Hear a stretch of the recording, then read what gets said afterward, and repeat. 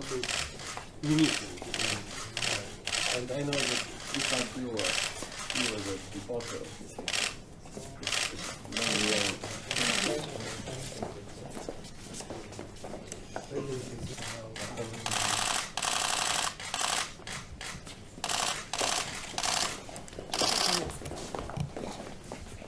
As I mentioned, well, they both released, I still remember our session with such determination, energy, and this was the best person to.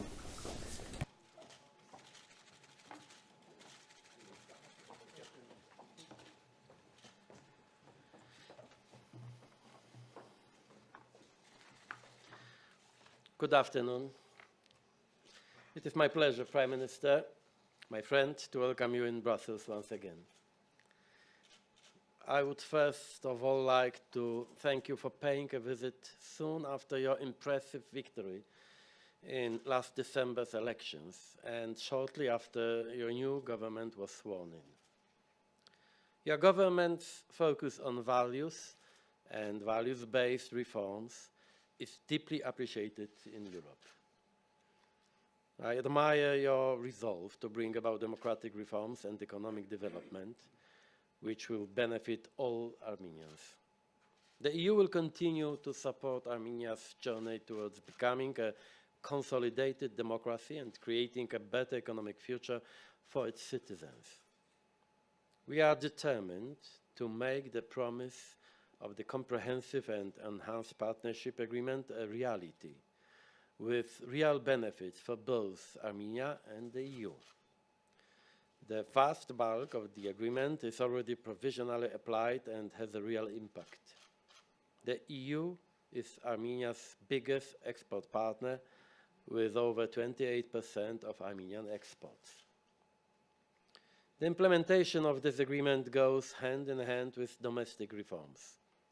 The EU is ready to further support your reform process with enhanced technical and financial assistance. We agree with your strong emphasis on the fight against corruption and the rule of law reform. Today, we also discussed the unresolved Nagorno-Karabakh conflict. As you know, the EU fully supports the Minsk Group co-chairs and their proposals. I am encouraged by the recent contacts between the leaders of Armenia and Azerbaijan and welcome the current decrease in tension. The EU continues to believe that the status quo is unsustainable, the conflict does not have a military solution and needs an early political settlement in accordance with international law. Preparing the respective populations for peace is an important step towards settlement, which we are ready to support. I also thanked the Prime Minister for the valuable contribution Armenia makes to the Eastern Partnership. This partnership celebrates 10 years in May.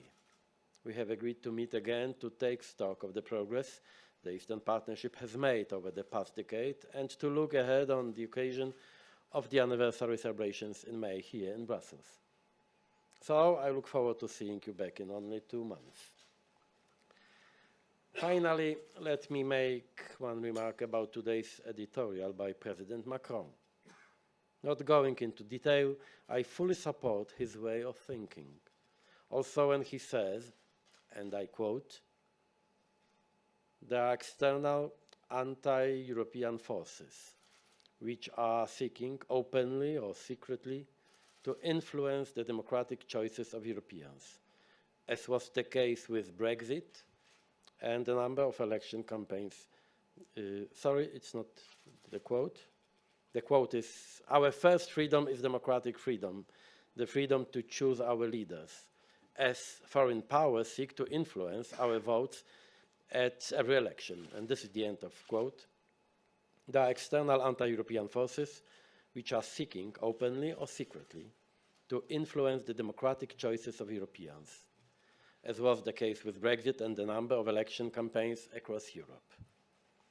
And it may again be the case with the European elections in May. This is why I am calling on all those who care about the EU to cooperate closely during and after the European elections. Do not allow political parties that are funded by external forces hostile to Europe to decide on key priorities for the EU and the new leadership of European institutions. We cannot wait for the renaissance of Europe. The renaissance of Europe must start now. Thank you.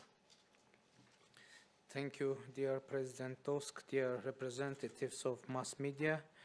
This is a second meeting with President Tusk in Brussels and the first one after my reappointment as the Prime Minister of Armenia. I would like to thank you, Mr. President, for the warm welcome and result-oriented discussions. During our today's discussions, we touched upon many different issues ranging from democratic transformations in Armenia to current regional and international developments. We were glad to highlight the existing high level of the political dialogue and cooperation between Armenia and the European Union. I stressed Armenia's determination to enhance the partnership with the European Union. In the course of our discussions, we referred to the early parliamentary elections in Armenia, which were assessed by the international community as being fully in line with the best European practices. There was an unprecedented public trust towards these elections in Armenia. In this context, we also appreciate the assistance of the European Union for the successful organization of electoral processes. Those dynamic political changes that took place in our country, as well as the democratic elections that we had, brought Armenia and the European Union even closer in terms of our shared values. I am proud to declare that democracy is no longer endangered in Armenia. I highly appreciate the European Union's technical and financial support to our government's reform agenda, which among others includes the fight against corruption, promotion of human rights, and consolidation of the rule of law. New Armenia is ready to make steadfast efforts toward enhancing its cooperation with the European Union with new initiatives aimed at supporting our efforts to develop institutions and reinforcing our democratic achievements. I am glad that our European friends and partners have a similar approach and vision on our bilateral agenda.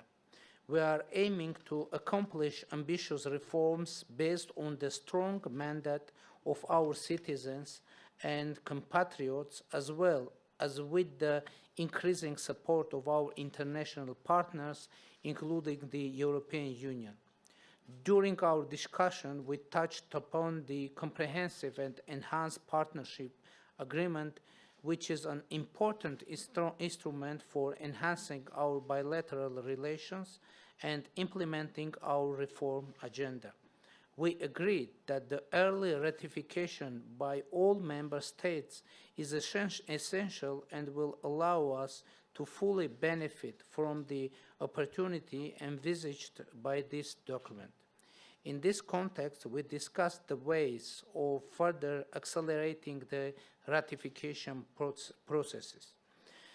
We discussed the visa liberalization process as well. The citizens of Armenia are looking forward to the opportunity of freely traveling to the European Union in the near future. We do hope that the political decision in this matter will be taken shortly, since this will produce tangible results for our citizens and give our partnership even more visibility. During our meeting with President Tusk, we also touched upon the upcoming 10th anniversary of Eastern Partnership. I reiterated our willingness to actively engage in the joint preparations for the 10th anniversary of Eastern Partnership. We also discussed the regional issues. We appreciate the EU's continuous balanced position on the Nagorno-Karabakh conflict, which supports the OSCE Minsk Group co-chairs their position and efforts for the peaceful resolution. This is a valuable contribution to the peace and security in our region.